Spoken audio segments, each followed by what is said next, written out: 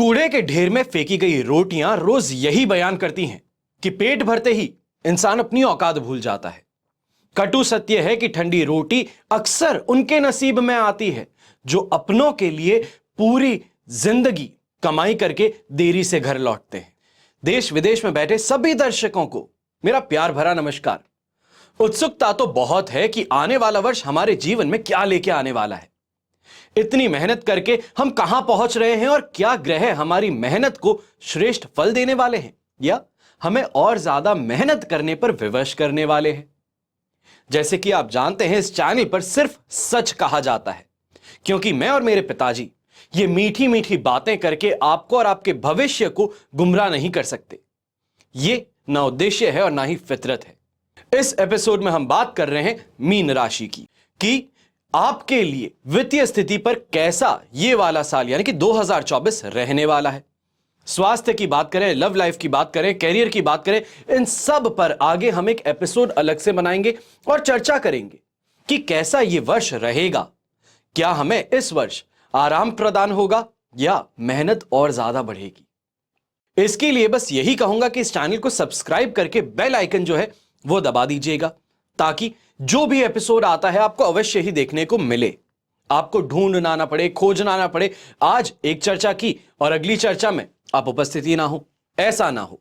इसके लिए इस एपिसोड को जरूर आप लाइक कीजिए, चैनल जो है उसको सब्सक्राइब करके बेल आइकन दबा दीजिएगा। ठीक है, अब बात करते हैं मीन राशि की।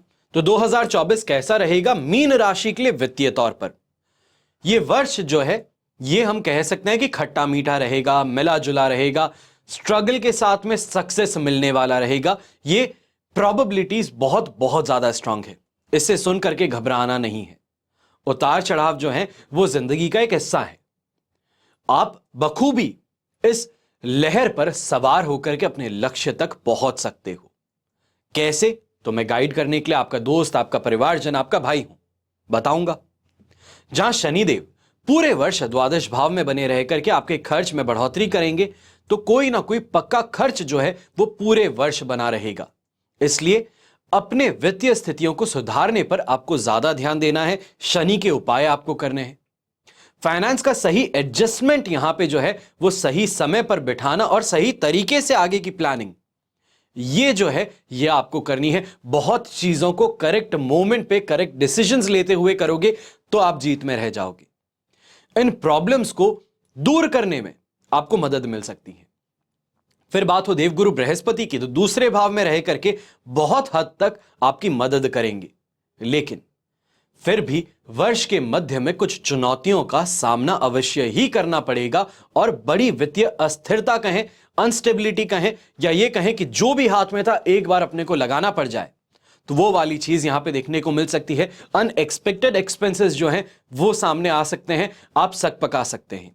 लेकिन अगस्त 2024 के बाद में एक बार फिर इनकम की अच्छी स्थिति आपको मिलेगी और कारण जो है वो आप उस पर ध्यान देंगे कि क्या मैं खर्च कर रहा हूं, कैसे खर्च कर रहा हूं, जो कमा रहा हूं उसको कहां पे एडजस्ट कर सकता हूं। इन सब चीजों पे अब आपका फोकस ज्यादा बैठना शुरू करेगा और कुछ नई प्लानिंग्स जो है, कुछ नई योजनाएं जो हैं उनको अमल करके, उनको लागू करके अपनी फाइनेंशियल स्टेबिलिटी को आप इस समय में स्ट्रांग करेंगे और ईयर एंड में सक्सेस अवश्य ही देखेंगे। तो ये हुआ 2024 का वित्तीय राशिफल या फाइनेंशियल राशिफल आपकी राशि के लिए। आशा करता हूं यह एपिसोड पसंद आया होगा, और पसंद आया है तो सिर्फ देखना नहीं है, एंड तक पूरा देखें हैं तो लाइक करना है, चैनल को सब्सक्राइब करना है, इसका जरूर ध्यान दीजिएगा। मैं आशा करता हूं कि आपका यह वर्ष जो है चाहे स्ट्रगल से भरा हो या बहुत ही पॉजिटिव हो, पर आप हमेशा खुश ही रहें। चैलेंजेस हैं उसको एक्सेप्ट करें और उस चुनौती को मानते हुए आगे बढ़कर के उस पर सफलता अवश्य ही पाएं। क्योंकि मैं ये दिल से कह रहा हूं कि किसी के लिए भी बुरा नहीं चाहता। जो ग्रहों की स्थिति है, जो ग्रह बताते हैं, वो कहना सिर्फ और सिर्फ इतना ही मेरा काम है। आपको गाइड करना एस्ट्रोलॉजिकली वो मेरा काम है, वो मेरा कर्तव्य है, वो मेरा धर्म है। उसको मैं पूरी तरीके से निभा रहा हूं और आशा यही करता हूं कि कैसी भी कोई भी स्थिति आपके सामने क्यों ना आए, पर आप अपना स्टैंड यहां पे ना खोएं।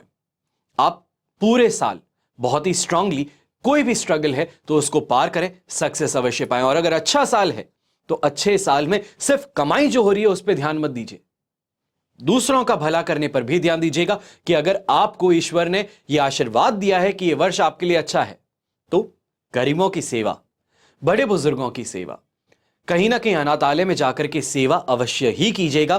क्योंकि जब अच्छा हो रहा है तो हर किसी के साथ में अच्छा करना यह स्वयं का कर्तव्य बन जाता है।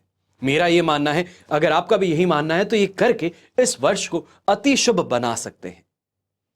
हमेशा की तरह प्रार्थना यही करता हूं कि आपका और हमारा परिवार सदैव ही सुखी रहे, संपन्न रहे और सुरक्षित रहे। घर में बड़े बुजुर्गों का साथ और आशीर्वाद अगर हमारे साथ में हमेशा ही बना रहे तो प्रगति हमेशा हमारे पास में होगी। हम हमेशा जो भी कदम लेंगे वो प्रगति की ओर लेंगे, सक्सेस की ओर लेंगे और अपनी जिंदगी में बेहतर करते चले जाएंगे। नव वर्ष से एक आप संकल्प ले लीजिए, हर सुबह उठ करके नहा करके भगवान के चरण स्पर्श करूं, उससे पहले अपने माता पिता के, अपने दादा दादी के चरण स्पर्श करके ही अपने दिन की शुरुआत करूं। इतना सा अगर कर लेते हैं तो मैं आपको गारंटी के साथ में कह सकता हूं कि यह वर्ष आपके लिए बहुत बहुत ज्यादा फेवरेबल बन सकता है। क्योंकि जो ईश्वर नहीं कर सकता उसने अपना एक अंश माता के रूप में आपको दिया है। और माता का आशीर्वाद, पिता का आशीर्वाद हो तो मान करके चलिए कि जीवन में कैसी भी कठिनाई क्यों ना हो वो आपका बाल भी बांका नहीं कर पाएगी। हमेशा की तरह जय श्री राम एवं जय हिंद।